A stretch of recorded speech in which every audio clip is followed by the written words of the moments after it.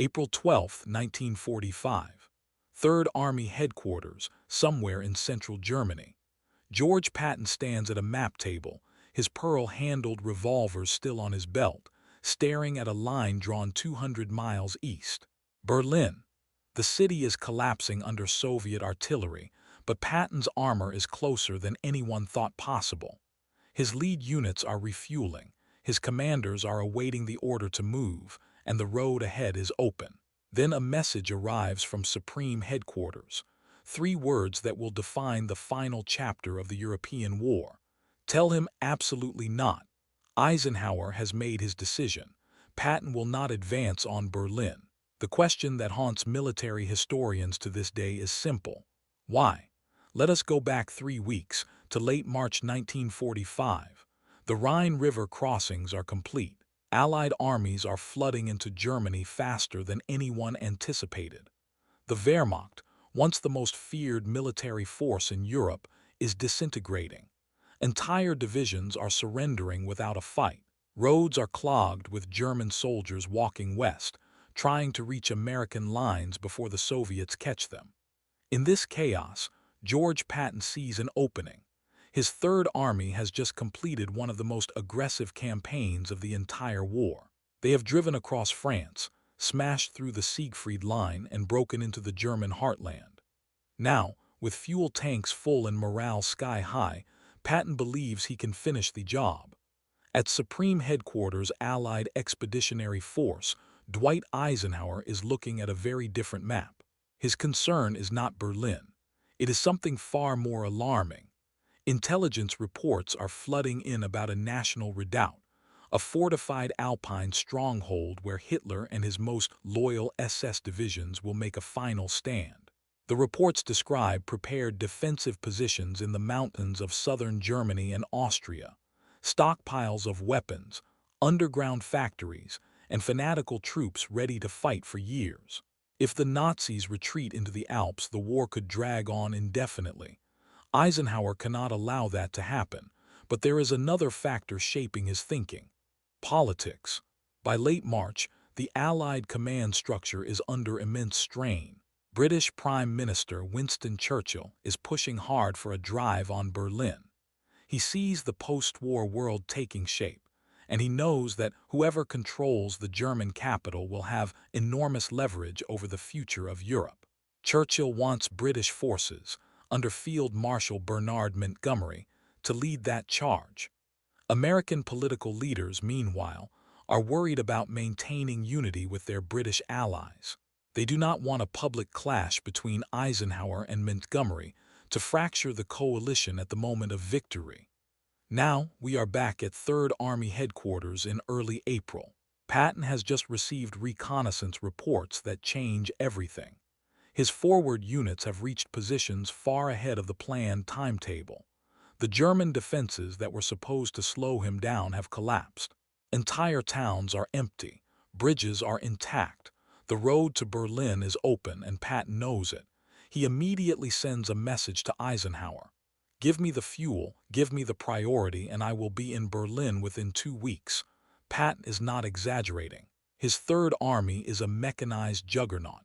His tank commanders are experienced, aggressive, and hungry for the final victory. They have outrun their supply lines before and made it work. Patton believes this is the moment that will define the entire war. If American forces reach Berlin first, the Soviets will have no claim to the city. The post-war map of Europe will look completely different, and Patton himself will go down in history as the general who ended the war in Europe. But at Supreme Headquarters, Eisenhower is facing a logistical nightmare. Every gallon of fuel has to be trucked hundreds of miles from the Normandy beaches. There are not enough trucks. There are not enough drivers.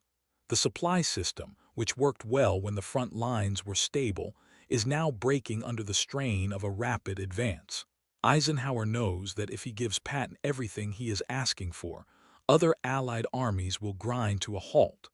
Montgomery's forces in the north will run out of fuel. Omar Bradley's First Army, which is conducting critical operations in central Germany, will have to stop. And the Red Army, which is already fighting its way into the outskirts of Berlin, will reach the city first anyway. There is one more calculation that Eisenhower makes, and it is a cold one. Taking Berlin will cost lives. American lives. Intelligence estimates suggest the battle for the city could result in 100,000 Allied casualties. The Soviets, who have already lost millions of soldiers, are willing to pay that price. Eisenhower is not.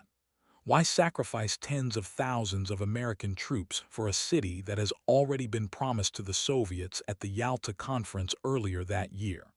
The political agreement is already in place. Berlin will be in the Soviet occupation zone, no matter who captures it first. On April 12, 1945, the message is sent. Eisenhower orders Patton to halt. The Third Army will not advance on Berlin. Instead, Patton is redirected southeast, toward Bavaria and the suspected location of the National Redoubt. The decision is final. There will be no appeal, no negotiation, no exception. Patton is furious. He believes Eisenhower has just thrown away the greatest opportunity of the war. He vents to his staff, claiming that politics has overruled military logic, that Montgomery's ego and Churchill's post-war ambitions have cost the Allies a decisive victory. But Eisenhower's order is not just about Patton. Across the entire Western Front, Allied commanders are being told to halt at the Elbe River. American units that are within striking distance of Berlin are ordered to dig in and wait. The Ninth Army, under General William Simpson, is only 50 miles from the city. Simpson, like Patton, believes he can reach Berlin before the Soviets. He sends an urgent request to Eisenhower, asking for permission to advance. Eisenhower refuses. The decision is consistent. No Allied force will race for Berlin. Let us know in the comments where you are watching this from. Are you in the United States, Germany, the United Kingdom, or somewhere else? We would love to know who is keeping these stories alive. The Soviets, meanwhile, are closing in. On April 16th, Marshal Georgy Zhukov launches the final assault on Berlin. Over 2 million Soviet troops, supported by thousands of tanks and artillery pieces, begin the bloodiest urban battle of the entire war. The fighting is street by street, building by building. The Soviets take staggering casualties, but they do not stop. On April 30th, Adolf Hitler commits suicide in his bunker beneath the Reichstag. On May 2nd, the city surrenders. The Red Army has won the race for Berlin. Now the question becomes unavoidable. Did Eisenhower make the right call? Military historians have debated this for decades. On one hand, Eisenhower's logistical concerns were real. The supply situation in April 1945 was precarious. Fuel shortages had already forced Patton to halt his advance in late summer 1944, a decision that some historians argue gave the Germans time to regroup and led directly to the Battle of the Bulge. If Eisenhower had repeated that mistake by overextending the Allied supply lines in the final weeks of the war, the consequences could have been catastrophic. On the other hand, the National Redoubt turned out to be a myth. When Allied forces finally reached the Alpine region in late April and early May, they found no fortified stronghold, no underground factories, no fanatical SS divisions preparing for a last stand. Hitler never fled to the mountains. He stayed in Berlin and died there. The intelligence that shaped Eisenhower's decision was wrong. If Eisenhower had known that, would he have made a different choice? If you are enjoying this story and want more untold accounts about George Patton, Dwight Eisenhower, Omar Bradley, and Winston Churchill, make sure to subscribe to the channel. We are bringing you stories that most history books never covered. There is also the political dimension. Eisenhower was not just a military commander. He was the supreme Allied commander, responsible for holding together a fragile coalition of nations with competing interests. Churchill wanted British glory. Montgomery wanted his own triumph. American political leaders wanted to avoid a public rift with their British allies. Eisenhower had to balance all of these pressures while still winning the war. He chose political cohesion over military exploitation. That decision kept the alliance intact, but it also meant that the Soviets would dominate the post-war narrative of victory in Europe. George Patton never accepted the decision. In the weeks after the halt order, he continued to argue that the Allies had made a historic mistake. He believed that capturing Berlin would have fundamentally changed the post-war balance of power. If American forces had reached the city first, Stalin would have been forced to negotiate from a weaker position. The Iron Curtain, which would divide Europe for the next 45 years, might never have fallen where it did. Eastern Europe might have had a different fate, but Patton's anger was about more than geopolitics. It was personal. He had spent the entire war proving that he was the most aggressive, most successful commander in the American army. He had fought in North Africa, Sicily, France, and Germany. He had rescued the Allies at the Battle of the Bulge. He had driven deeper and faster than anyone thought possible.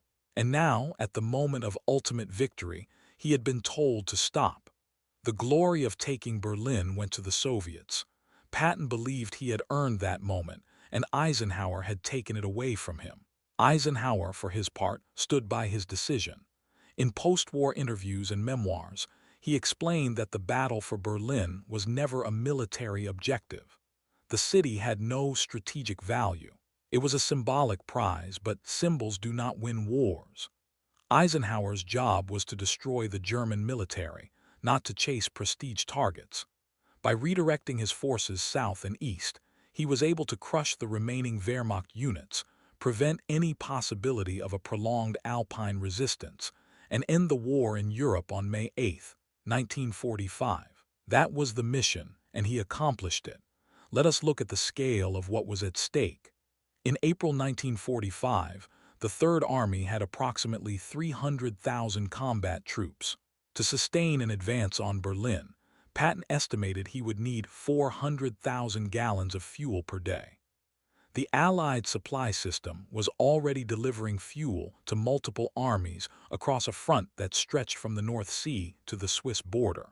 The famous Red Ball Express, a convoy system that ran trucks 24 hours a day from the Normandy beaches to the front lines, was operating at maximum capacity. There were not enough trucks to give Patton everything he needed and still supply the rest of the Allied forces. The distance from Patton's forward positions to Berlin was approximately 200 miles. At the Third Army's average rate of advance, that meant roughly 10 days of sustained movement, assuming no significant German resistance. But intelligence reports suggested that the Germans were concentrating their remaining forces around Berlin to defend the capital. Eisenhower's staff estimated that a battle for the city could take 2 to 3 weeks and result in up to 100,000 Allied casualties. The Soviets, by comparison, lost approximately 80,000 troops killed in the actual battle for Berlin. The American estimate was not far off. Meanwhile, the Soviet forces closing in on Berlin numbered over 2 million troops, supported by 6,000 tanks and 40,000 artillery pieces. They were closer to the city than the Americans. They were already engaged in combat on the outskirts, and they were under direct orders from Stalin to capture Berlin no matter the cost. Even if Patton had been given the green light to advance, there was no guarantee he would have reached the city before the Soviets.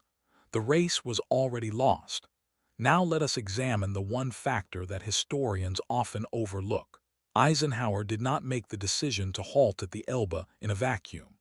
He was operating under the political agreements reached at the Yalta Conference in February 1945.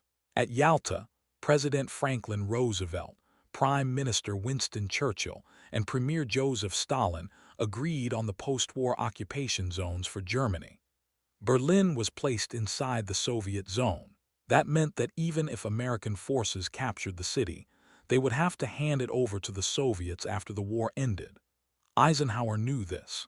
He saw no military or political justification for sacrificing American lives to capture a city that his government had already agreed to give away. Churchill, however, saw the situation differently. By April, Churchill was deeply worried about Soviet intentions in Eastern Europe. He believed that Stalin was planning to dominate the region, and that the Western Allies needed to establish a strong bargaining position before the war ended. Churchill argued that capturing Berlin would give the Allies leverage in post-war negotiations. He urged Eisenhower to disregard the Yalta agreements and race for the city. Eisenhower refused. He was a military commander, not a diplomat. His orders were to defeat Germany, not to reshape the post-war world. This tension between Churchill and Eisenhower reveals the deeper conflict at the heart of the decision. Churchill was thinking about the next war, the Cold War, which was already beginning to take shape. Eisenhower was thinking about the current war, which still needed to be won. Both men were right in their own way.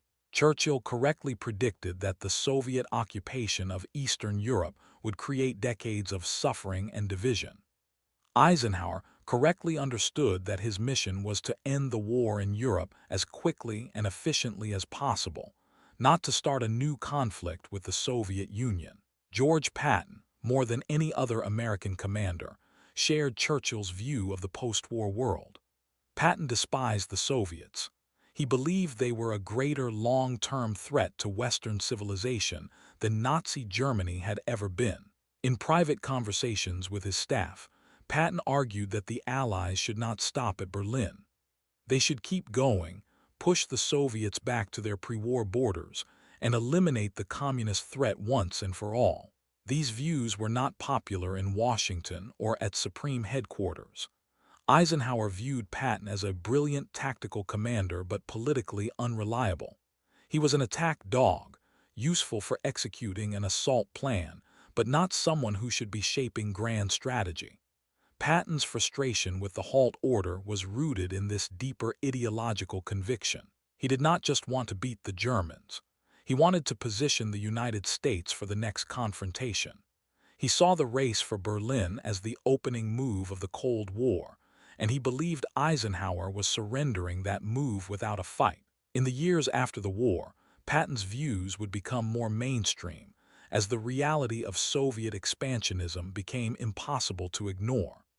But in April 1945, Eisenhower was not willing to risk American lives based on speculation about future conflicts. The decision to halt at the Elbe had immediate consequences. By early May, the map of post-war Europe was taking shape. The Soviets controlled Berlin, Warsaw, Prague, Vienna, and Budapest. The Western Allies controlled Paris, Brussels, Amsterdam, and the industrial heartland of Western Germany.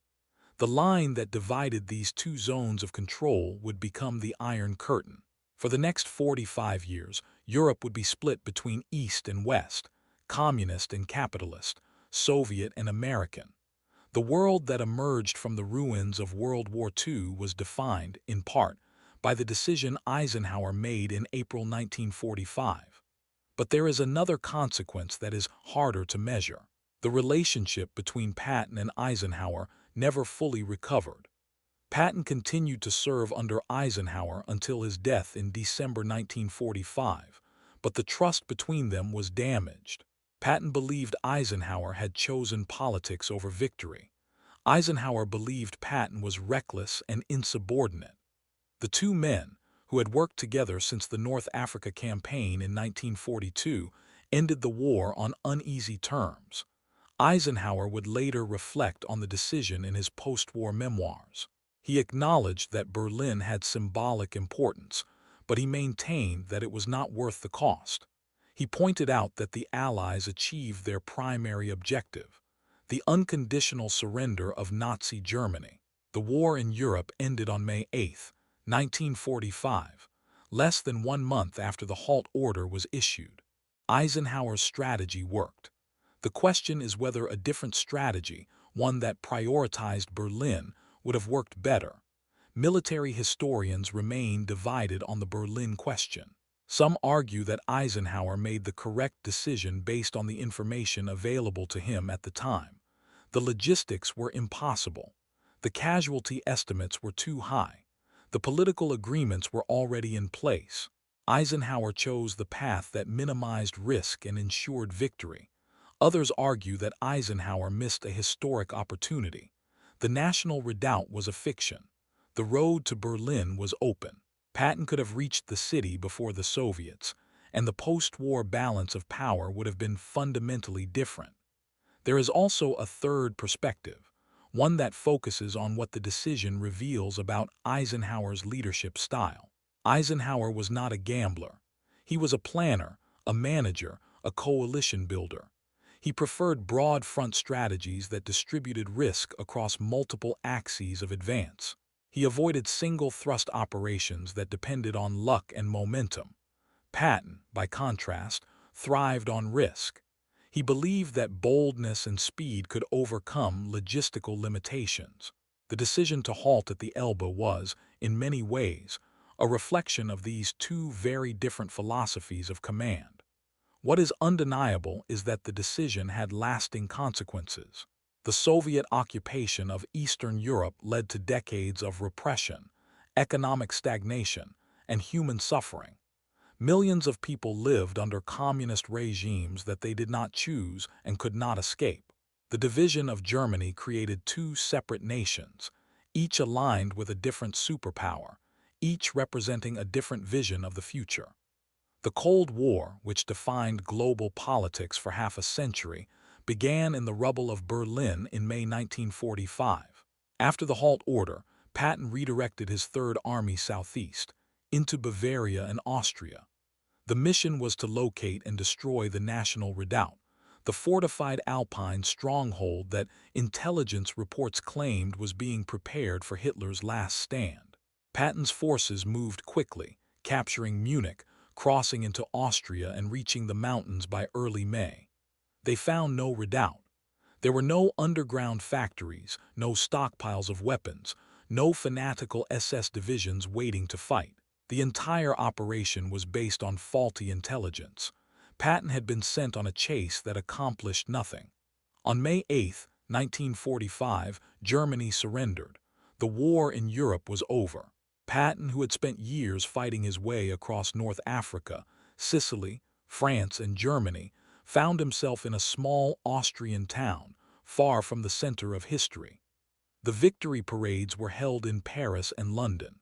The photographs of triumph were taken in Berlin, with Soviet soldiers raising the red flag over the Reichstag. Patton was nowhere to be seen. He had won every battle, but he had lost the race that mattered most. In the months after the war, Patton became increasingly vocal about his belief that the Allies had made a mistake. He argued publicly that the United States should prepare for a confrontation with the Soviet Union. He criticized Eisenhower's decision to halt at the Elbe. He called the Yalta agreements a betrayal of Eastern Europe. These statements made him a controversial figure. Some saw him as a visionary, warning about the dangers of Soviet expansionism. Others saw him as a warmonger, unable to accept that the war was over. Dwight Eisenhower, meanwhile, moved on to the next phase of his career. He served as Chief of Staff of the United States Army from 1945 to 1948. He became president of Columbia University. In 1952, he was elected President of the United States. Throughout his post-war life, Eisenhower defended the decisions he made as Supreme Allied Commander. He argued that his strategy, focused on destroying the German military rather than capturing symbolic targets, was the correct one. But even Eisenhower had doubts. In a private moment years after the war, he admitted that he regretted not making more of an effort to reach Berlin. He acknowledged that the city had political significance beyond its military value. He recognized that the post-war division of Europe might have looked different if American forces had been the first to enter the German capital.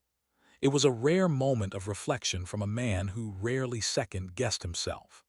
The relationship between Eisenhower and Patton, which had been one of the most important command partnerships of the war, ended in tragedy. In December 1945, Patton was severely injured in a car accident in Germany. He died from his injuries on December 21, 1945, just months after the war ended.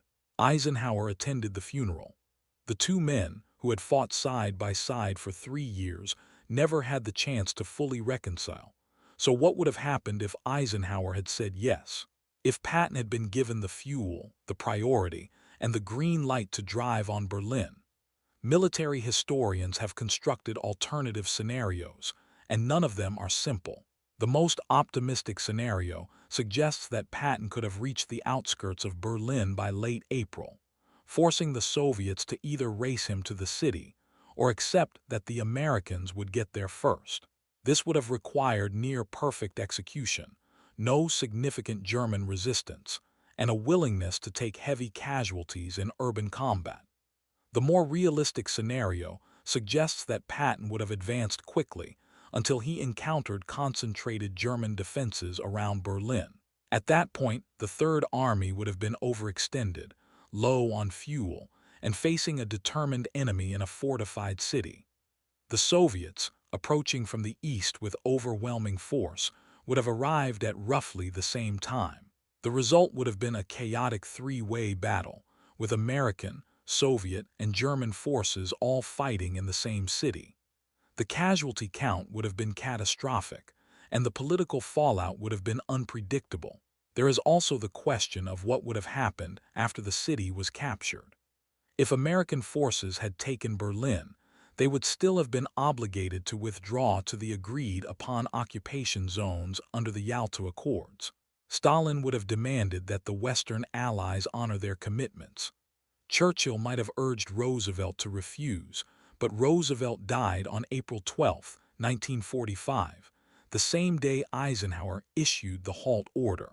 The new president, Harry Truman, had no experience in foreign policy and was not prepared to start a confrontation with the Soviet Union in the final days of the war.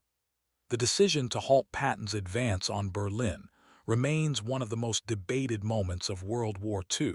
It was a decision shaped by logistics, politics, intelligence failures, and the personal dynamics between some of the most powerful men of the 20th century. Eisenhower believed he was making a pragmatic choice that would save lives and end the war quickly. Churchill believed Eisenhower was surrendering the post-war world to Stalin.